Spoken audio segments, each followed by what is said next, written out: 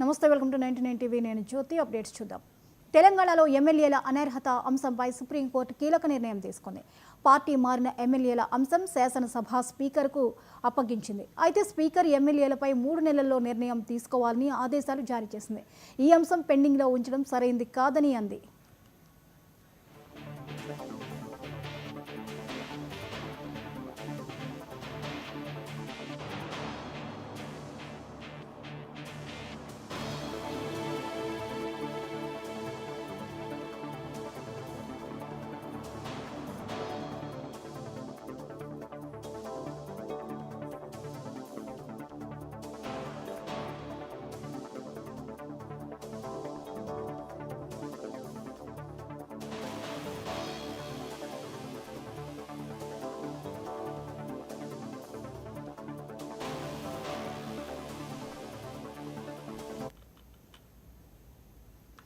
ఈ అంశంపై మరిన్ని అప్డేట్స్ని మా ప్రతినిధి శ్రీనివాస్ అందిస్తారు. శ్రీనివాస, తెలంగాణలో ఎమ్మెల్యేల అనర్హత అంశంపై సుప్రీంకోర్టు కీలక నిర్ణయం తీసుకుంది. మరి పార్టీ మారిన ఎమ్మెల్యేల విషయంపై శాసనసభ స్పీకర్కి అప్పగించింది. బట్ అది డిలే అవడం అది జరిగింది. సో ఈ రోజు ఏం జరగబోతోంది, తీర్పు ఎలా రానుంది అన్న దాని మీద ఉత్కంఠ నెలకొంది. వివరాలేంటి?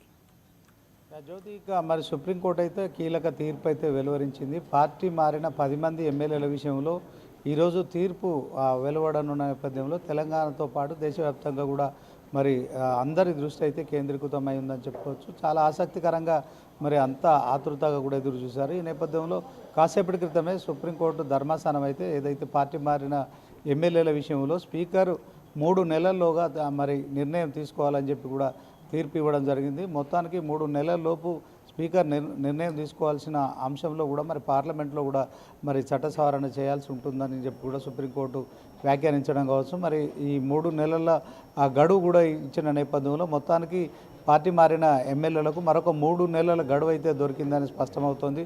సో మొత్తానికి బీహార్ ఎన్నికలు కావచ్చు, తర్వాత జూబ్లీహిల్స్ ఉప ఎన్నిక కావచ్చు, మరొక దీంట్లో ఒక 3 నెలలు ఆ గడువు కూడా ఇవ్వడం పట్ల మొత్తానికైతే ఎవరైతే 10 మంది పార్టీ మారిన ఎమ్మెల్యేలు వారంతా కూడా మరి ఇక అనర్హత వేటు వేయాలని చెప్పి బీఆర్ఎస్కి సంబంధించిన వర్కింగ్ ప్రెసిడెంట్ కేటీఆర్తో పాటు మరికొంతమంది ఎమ్మెల్యేలు కావచ్చు, అలాగే బీజేపీ పార్టీకి సంబంధించి మరి ఏలేటి మహేశ్వర్ రెడ్డి కూడా మరి శాసన పక్ష ఎమ్మెల్యే కూడా మరి కోర్టులో కేసు వేయడం కావచ్చు. సో మొత్తానికి కోర్టు అయితే కీలక తీర్పు వెలువడించింది. సో స్పీకర్ నిర్ణయం తీసుకోవాలని చెప్పి కూడా మరి మొత్తానికి స్పీకర్ నిర్ణయానికి మరి పూర్తి అధికారం ఇవ్వడంతో పాటు 3 నెలల్లో ఏదో ఒక నిర్ణయం తీసుకోండి, మరి ఫిరాయించిన వారి విషయంలో తమ వద్ద పెండింగ్లో ఉంచుకోవడం కూడా కరెక్ట్ కాదు కనుక మీరే సరైన నిర్ణయం తీసుకోవాలని చెప్పి కూడా మరి చెప్పడం కావచ్చు. 3 నెలల్లోపు మరి 10 మంది ఎవరైతే ఉన్నారో మరి ఆ 10 మంది విషయంలో బీఆర్ఎస్ పార్టీకి సంబంధించి B-Farm 5 గెలిచిన తర్వాత మరి కాంగ్రెస్ పార్టీ కండవ కప్పుకొని ఆ పార్టీలోనే ఉన్నామని చెప్పుకుంటున్న ఎమ్మెల్యేల విషయంలో సో వారంతా కూడా రాజీనామా చేయాలి. లేని పక్షంలో మరి స్పీకరు వీళ్ళను అనర్హత వేటు వేయాలని చెప్పి ఇప్పటికే స్పీకర్ని కలిసిన నేపథ్యంలో సో స్పీకర్ వద్ద అంశం పెండింగ్లో ఉంది. సో దీంతో బీఆర్ఎస్కి సంబంధించి పార్టీ దీన్ని సీరియస్గా తీసుకుంది. ఎందుకంటే 10 మంది ఎమ్మెల్యేలు కూడా బీఆర్ఎస్ పార్టీకి సంబంధించిన ఎమ్మెల్యేలు కనుక సో వీళ్ళందరినీ కూడా అనర్హులుగా పేర్కోవాలని అంటూ మరి స్పీకర్కు ఫిర్యాదు చేయడంతో పాటు సుప్రీంకోర్టులో కూడా మరి కేసు వేయడంతో ఆ కేసు విషయంలో జనవరి నుంచి కొనసాగుతోంది. సో దీనిపై ఏప్రిల్లోనే మరి తుది తీర్పు వెలువడాల్సి ఉండగా సుప్రీంకోర్టు మాత్రం తీర్పును రిజర్వ్ చేసి పెట్టింది. సో ఈరోజు మాత్రం సుప్రీంకోర్టు కీలక తీర్పు అయితే వెలువడించింది. సో 3 నెలల గడువిస్తూ కూడా ఆ 3 నెలల్లోపు స్పీకర్ ఆ నిర్ణయం తీసుకోవాలని చెప్పడం మనం చూడొచ్చు. జ్యోతి, అయితే బీఆర్ఎస్ కానివ్వండి, కాంగ్రెస్లో కానివ్వండి, ఈ తీర్పుపై ఎటువంటి అంచనాతో ఉన్నాయి ఆయా పార్టీలు?